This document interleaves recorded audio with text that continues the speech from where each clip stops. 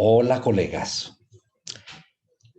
El objetivo de esta reunión es ofrecerles algunos elementos de telesalud para que puedan utilizarlos en los pacientes de insuficiencia cardíaca que están manejando y que manejarán en el futuro.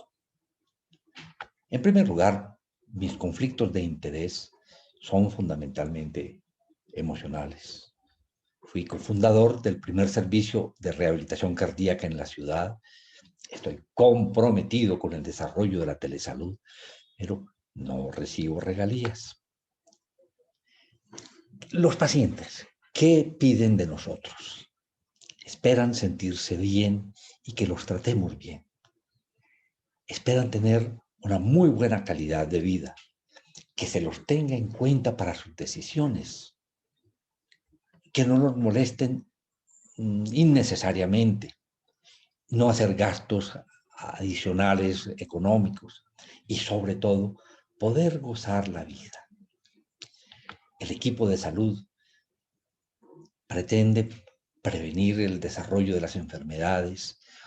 Una vez se han definido metas con los pacientes, el poder lograrlas, obtener la satisfacción del paciente y de la familia, lograr que sean adherentes al plan que hemos elaborado, controlar la enfermedad y, si es posible, reversarla, evitar hospitalizaciones, evitar una muerte prematura y que sean considerados con nosotros, que aprecien el trabajo honesto que estamos haciendo. El asegurador espera que sus pacientes afiliados estén bien y satisfechos con la atención que se les está dando, que los recursos que disponen sean bien utilizados, que los pacientes no se hospitalicen injustificadamente. Estos deseos de pacientes, del equipo de salud, de las aseguradoras, se logran mediante un modelo de atención que haya demostrado ser efectivo para este tipo de problemas que estamos asumiendo que son enfermedades crónicas.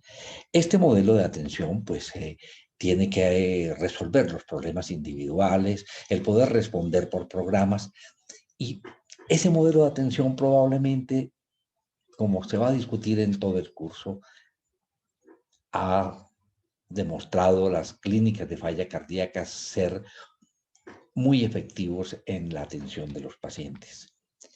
Y aquí viene mi cuñita, de lo que conozco. Cómo los modelos de atención de rehabilitación cardíaca que se utilizan en los programas de las clínicas de falla cardíaca son un buen modelo efectivo y que vale la pena tener en cuenta. Con el nuevo componente, es una estrategia para ser más efectivos, más eficientes, el uso de la telesalud en estos modelos. El modelo es muy simple. Es un modelo para atención a pacientes crónicos. Se basa en la evaluación integral, no solamente lo cardiológico, una mirada integral de cada paciente. Aquí la diferencia es que tenemos el chance de mirar al paciente en la actividad física, evaluarlo, programarlo y enamorarlo de la actividad física. Elaborar un plan con el paciente y con todo el equipo, definir unas metas y hacer un plan para lograrlo, donde el ejercicio es un puntal. Definir los logros. Y una vez que se tengan esos logros, poderlos remitir para que siga su manejo, bien sea en el programa de clínica de falla cardíaca o en la consulta de su cardiólogo. ¿Cómo logramos eso? Aquí vienen los puntos claves: una vigilancia estrecha, el acompañamiento al paciente y a su familia, la posibilidad de estar atento a parámetros, a funciones biológicas bien definidas, el más importante, el educar al paciente, a su familia y establecer una excelente comunicación en todo el sistema, en todo el proceso. Y cada vez entendemos más cómo esto se basa en la autogestión del paciente, donde entiende su problema de salud y cómo él debe comportarse y cómo puede lograr, junto con todo el equipo, esas metas que nos hemos propuesto. Y aquí tenemos estos elementos de telesalud que nos ayudan a lograr estos objetivos. Cuando hablamos de telesalud es simplemente el poder ofrecer lo que son los servicios de salud en lo que consideramos promoción de la salud, prevención de la enfermedad, diagnóstico, atención del problema de salud y la rehabilitación cuando se requiera. Hechos de manera distante. Y distante puede ser aún en la misma institución. Yo puedo estar haciendo telesalud desde un centro de llamadas y hacer la colaboración, la asesoría de mis residentes en urgencias o de otros colegas en cirugía, pero lo estamos haciendo utilizando estos recursos de telecomunicaciones y de sistemas. Esto lo hemos hecho hace mucho tiempo. El teléfono convencional ha sido una herramienta extraordinaria para podernos comunicar con nuestros pacientes, pero ahora tenemos una herramienta que cada vez la apreciamos más y es la historia universal, la historia electrónica, la historia clínica electrónica, que se va a convertir en universal y ubicua. Yo les cuento que a principios de este mes recibí esta comunicación del Ministerio de Salud pidiendo recomendaciones de esta resolución, sobre esta resolución donde se está trabajando ya en la normatividad de la interoperabilidad de la historia clínica electrónica en nuestro país.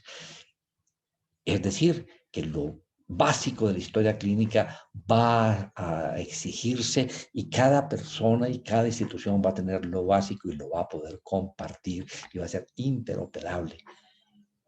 Y luego, esa cosa que definitivamente revolucionó nuestra forma de hacer educación y dar salud, el celular.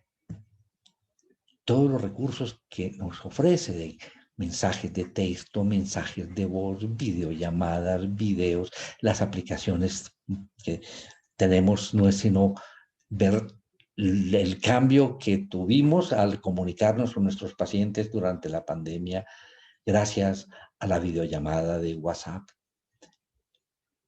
personal en grupos para poder tomar decisiones y casi que hacer reuniones de juntas, oír los conceptos de nuestros compañeros, la posibilidad de que se acompañe al paciente en instrucciones de cómo tomar los medicamentos, de cómo hacer ejercicio, de cómo alimentarse, de cómo vigilarse, la posibilidad de contar con una educación plena, ayudarnos con el diagnóstico gracias a transmitir electrocardiograma y otros parámetros, el poder tomar decisiones con el grupo una vez que se tenga información, lograr la adherencia a los medicamentos, la puntualidad en el uso de los medicamentos, el poder tener un seguimiento y poder ver la tendencia gracias a la posibilidad de recolectar información, cómo poder hacer investigación clínica.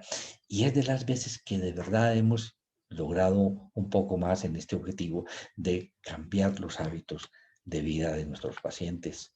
Es que estas herramientas son sorprendentes en poder transmitir información, parámetros fundamentales como el electrocardiograma, como la presión arterial, el poder acompañar a un paciente en sus sesiones de ejercicio, poderlo instruir, orientarlo, decir hasta dónde llega, felicitarlo por lo que está logrando y tener una adherencia y una comunicación muy estrecha con el paciente. Y todo lo que tenemos ahora como dispositivos de monitoreo personal, bien sean vestibles, bien sean lograr algo invasivo, biosensores con pegantina implantados. No es sino recordar estas facilidades que tenemos de tomar ahorita el electrocardiograma y transmitirlo gracias al celular, la posibilidad de tener frecuencias cardíacas, la posibilidad de tener presiones arteriales, la posibilidad de tener pulsoximetría, la posibilidad de mirar los ritmos circadianos de sueño, las etapas de sueño REM, la posibilidad de hacer ecocardiografía al pie del paciente en el consultorio utilizando el celular y este traductor, la posibilidad de tener, de mirar con equipos sin invasividad, la parte de congestión pulmonar gracias a evaluación con equipos simples que no requieren ser implantados, y toda esta otra alternativa. Este equipo se ha convertido en una fantasía de monitoreo de frecuencia cardíaca, de ritmo, la posibilidad de tener todos en nuestro consultorio, y de pronto en determinado momento los pacientes van a poderse facilitar por periodos estos equipos que nos permiten tomarlos el electrocardiograma cuando se requiera, si estamos en un proceso de rehabilitación o hay que hacerle seguimiento estrecho al ritmo del paciente o los cambios electrocardiográficos. La disponibilidad de poder pesar al paciente diariamente, tomarle presión arterial, tomarle pulsoximetría, tener una manera de preguntarle síntomas al paciente, tener registro diario de sus sensaciones, de su percepción de síntomas, y la parte eléctrica, todo esto, comunicarlo bien sea por Bluetooth o de otra manera a un centro que va a estar evaluando y procesando y juntando toda esta información. Y cada vez vamos a tener más estas pegantinas que nos permiten tener evaluación de parámetros como glicemia, como determinación de potasio, etcétera, etcétera. Es sorprendente el que esto no lo teníamos hace unos años, el poder asegurar que un paciente que esté en su casa y que esté haciendo un programa de rehabilitación o que le estemos haciendo un seguimiento porque ha estado con dolor de pecho, la posibilidad de que pueda tomarse un electrocardiograma y ya podemos saber de que estas imágenes que obtenemos son muy comparativas con la toma de un electrocardiograma común y corriente. Nos da una facilidad para acercarnos al paciente y monitorear a nuestro paciente de una forma muy apropiada. Desde cuando simplemente transmitíamos los electrocardiogramas para que otro compañero nos diera el concepto, o se remitía un electrocardiograma desde cualquier punto de urgencias para que diéramos el concepto sobre si el paciente tenía un síndrome coronario agudo o no. Ya se involucran otros parámetros como el peso, la presión arterial, el electrocardiograma, y empieza a llegar a un call center que lo empieza a procesar y de una forma simple dar alarmas para que la enfermera o el cardiólogo o el médico general pueda tomar una decisión con ese paciente, y cada vez se van involucrando más parámetros que son procesados, y aquí mejoramos indudablemente estos algoritmos para poder incluir esa información a la historia electrónica, pero al mismo tiempo tener alarmas que nos van a permitir definir si ese paciente hay que mirarlo rápidamente o hay que tomar alguna decisión farmacéutica u otra decisión. Lo que tenemos ahora, pues ya es toda esta posibilidad de juntar una información increíblemente amplia, aún incluyendo biomarcadores desde la casa del paciente, para que sean elaborados y metidos en un algoritmo bien definido, y con esto tomar decisiones oportunas con cada paciente. Ya esto todo lo veía venir Eric Topol, que desde su primer libro en el 2010 nos mostró lo que se venía como una revolución digital, que era una destrucción creativa de la medicina que teníamos hasta esa época. Y luego, en su segundo libro, hace unos 5 o 6 años, el paciente desea verlo ya a usted y es ahora, no es dentro de un mes que le van a dar su cita porque no hay oportunidades y nos dijo desde ese momento, el futuro de la medicina está en sus manos. Esta herramienta nos ha cambiado completamente la forma de hacer nuestra atención de los pacientes y lo que se viene ahora. La inteligencia artificial va a revolcar completamente lo que estamos haciendo y nos va a facilitar muchísimo las cosas. Esta inteligencia artificial no nos va a alejar del paciente, por el contrario, nos va a permitir estar más cerca del paciente, ser más humanos aún, tener más tiempo para dedicarle al paciente porque vamos a tener esa ayuda tecnológica. Todo lo que hemos hecho durante este periodo de pandemia, que lo hacíamos anteriormente, pero que ahora entendimos cómo se podía hacer en nuestro medio, telerehabilitación cardíaca, asesorar a las personas que de menos experiencia están en contacto con los pacientes de falla cardíaca, haciendo su programa de ejercicio, de hacer educación a nuestros fellows. Esta es la forma como estuve trabajando con mi fellow de cardiología en los programas de rehabilitación cardíaca. Aquí tenemos un paciente con falla cardíaca, ven ustedes que tiene un bloqueo de rama izquierda de las de His, conversando con el paciente, poniéndonos de acuerdo sobre los objetivos, las metas, mirando cómo está respondiendo a un nivel de ejercicio, observando los cambios del ritmo, de su capacidad funcional y pudiendo hacer un seguimiento gracias a recursos mínimos, una plataforma como Zoom, una plataforma como las videollamadas de WhatsApp, sin tener una cosa compleja, porque nos permitió la reglamentación, se aflojó y nos permitió hacer esto durante la pandemia y lo podemos hacer con una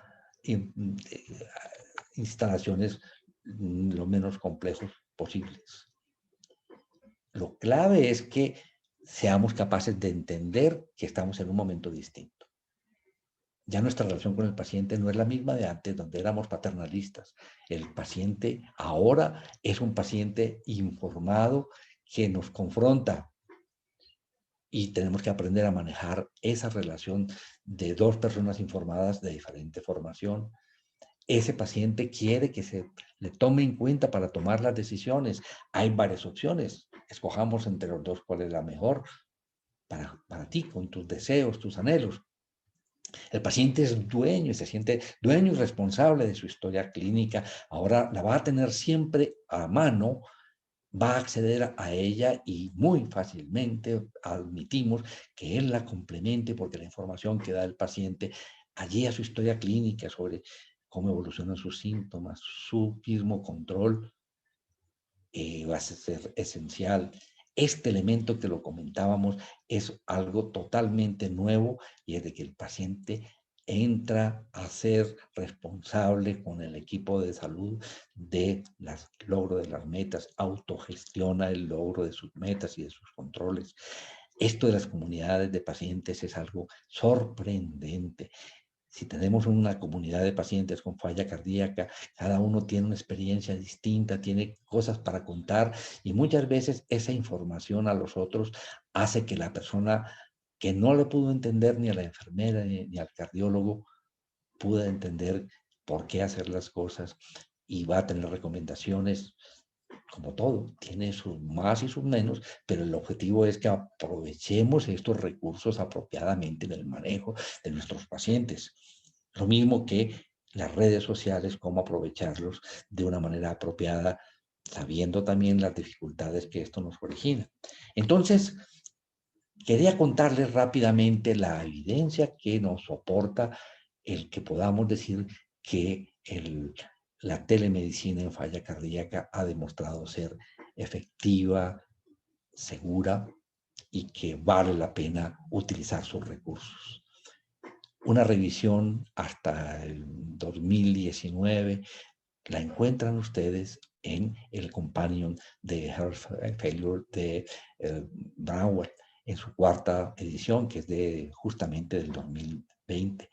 El capítulo 47 hace una revisión muy juiciosa de todo lo que hasta ese momento, más o menos 17, se había avanzado. Hasta esa época la información era muy controversial, posiblemente estaba mostrando que las acciones de telemedicina sencillas, fundamentalmente llamadas telefónicas, más o menos eran iguales al tratamiento usual, pero poco a poco, a medida que se ha venido desarrollando toda esta infraestructura logística de la que estábamos hablando ahorita, hemos entendido ya en los dos últimos años, en el 19, en el 20, hay cada vez más evidencia basada en estudios controlados, aleatorios, donde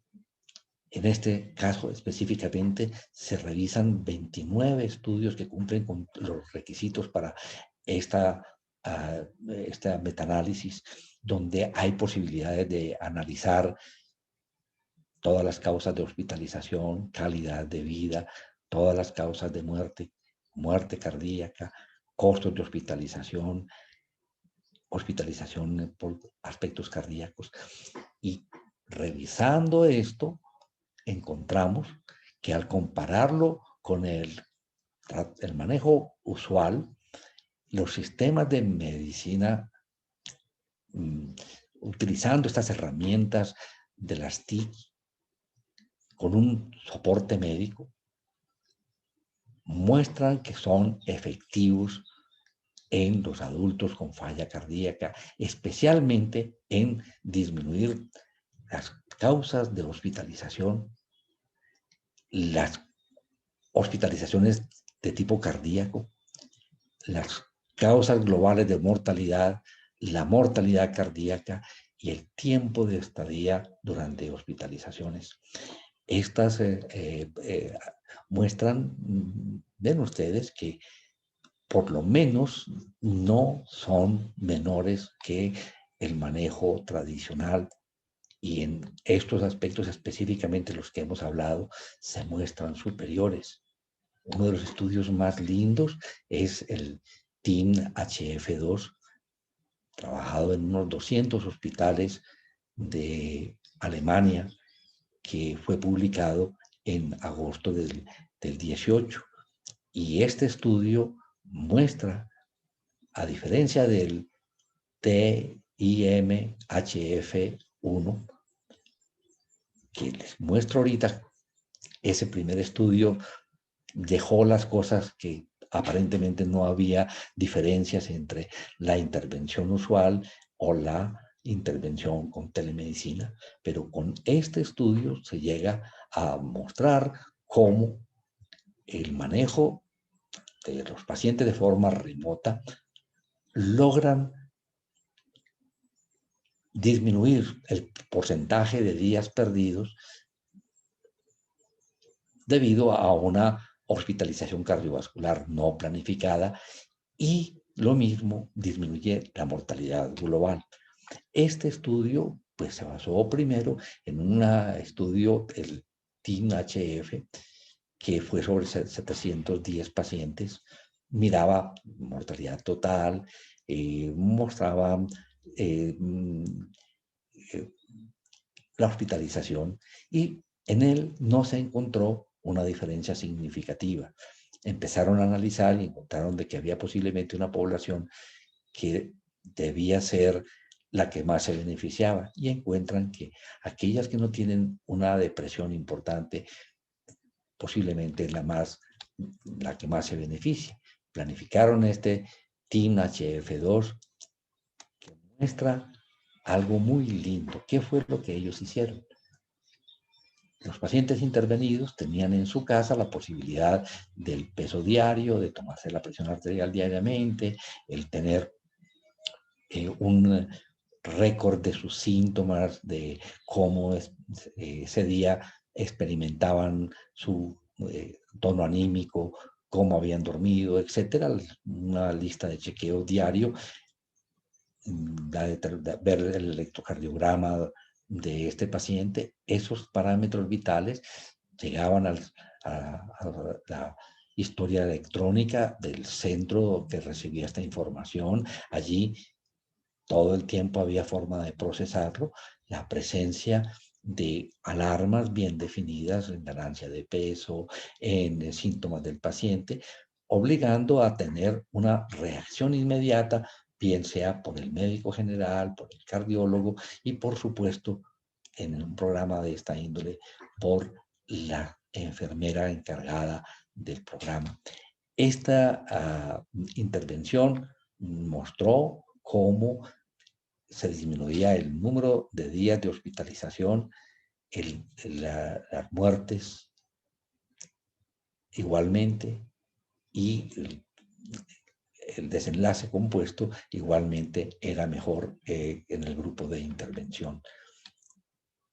Los estudios que muestran cómo los efectos, gracias a la intervención con telesalud, se mantienen en el tiempo, no es solamente en el momento en que están recibiendo la atención. Y definitivamente cuando se analiza la relación costo-efectividad, siempre caen todos los estudios en este cuadrante que muestran que son costo-efectivos. Hace 2 días miré esta revisión del Catalyst de New England Journal of Medicine, que saben ustedes que es una revista nueva que está tratando de revisar las innovaciones en la forma de hacer la atención de los pacientes. Y después de revisar profundamente la telesalud, con todo lo que ha ocurrido este año con la pandemia, hacen una conclusión muy linda.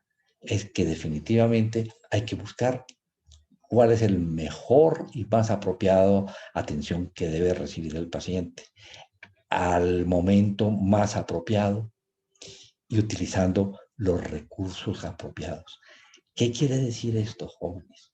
Que definitivamente cuando vamos a manejar nuestros pacientes y vamos a utilizar una estrategia o una herramienta o una intervención, necesitamos conocer las bondades de cada intervención, las bondades de cada herramienta y sus limitaciones, y usarlas apropiadamente cuando de verdad dan los resultados que esperamos, y no usarlos cuando no producen el beneficio que esperamos o por el contrario son inapropiados. Y finalmente lo que se viene ahora con inteligencia artificial, la medicina de precisión, todo lo que es el manejo de la Big Data. Esto, no sé si ustedes tuvieron la oportunidad de disfrutar del Congreso Europeo de Cardiología que sin pago pudimos todos disfrutar en nuestras casas cómo la inteligencia artificial está permitiendo la identificación mediante algoritmos de cuando el paciente tiene periodos de fibrilación auricular paroxístico, la posibilidad de hacer predicción en algunos pacientes, aún sin tener fibrilación auricular, de que puedan desarrollar fibrilación auricular gracias a la inteligencia artificial, y aún la posibilidad de que gracias a un equipo tan simple como casi un estetoscopio especial, no solamente tengamos un electrocardiograma, sino la posibilidad de que nos dé información sobre la fracción de eyección de ese paciente sin necesidad de hacerle ecocardiografía. Todos estos aspectos bien establecidos por Eric Topol, como les conté ahorita de sus libros. Este artículo publicado en Nature Medicine muestra cómo la inteligencia artificial unido a la inteligencia humana van a lograr juntar una cantidad de información que no somos capaces solitos de juntar para poder tomar decisiones con nuestro paciente individualmente y obtener unos mejores resultados. Afortunadamente tenemos ahora un respaldo que nos permite actuar apropiadamente. Hay una normatividad para el país en telesalud bien establecida, con definiciones muy claras sobre lo que es telesalud, cómo se habilitan los servicios de telesalud en sus diferentes formas, desde teleorientación, teleapoyo, y ya en la parte de telemedicina, de definir telemedicina interactiva, no interactiva, teleexperticia, telemonitoreo, y cómo aprovechar todas estas facilidades y qué hacer para poder involucrar esto en nuestros servicios. Concluimos cómo la necesidad que nos planteó el distanciamiento con los pacientes, el que no podíamos tener el riesgo de exponernos ciertas personas a la atención de los pacientes, nos hizo evidente la utilidad y la factibilidad de la telesalud. Y vimos cómo un temor que teníamos, que los pacientes aceptaran esto y el personal de salud, y aprendimos que sí aceptamos y vemos las ventajas y también las limitaciones de este recurso. Estas enseñanzas, a pesar de que veníamos trabajando en telesalud desde antes, pero las enseñanzas dejadas por la pandemia hay que aprovecharlas. La evidencia de efectividad de la telesalud en falla cardíaca, al ver los estudios aleatorios que en la primera fase eran dudosos en su efectividad, fíjense ustedes que por lo menos no mostraban que fueran inferiores a las atenciones usuales. Pero ahora esto se va despejando con los avances en las facilidades técnicas y conceptuales, con las nuevas estrategias, cada vez se ve más la efectividad, la seguridad. Ahora vienen los estudios en la vida real. Esto ha permitido también de que los aspectos financieros que ante una cosa nueva hay dificultades se van clarificando, y el avance arrollador de las TICs y de la inteligencia artificial aplicada a la atención en salud, tenemos que cambiar nuestra actitud y aprovechar estos recursos para poder atender mejor a nuestros pacientes. Para terminar, tomo el prefacio que escribe Abraham Verghese en el libro de Topol Deep Medicine, que se los recomiendo. Los pacientes expresan esto: queremos que quienes nos cuidan conozcan nuestros corazones, nuestros miedos más profundos, conozcan la razón por la que vivimos y la razón por la que daríamos la vida. Este ha sido y será nuestro más profundo deseo. Hasta la próxima.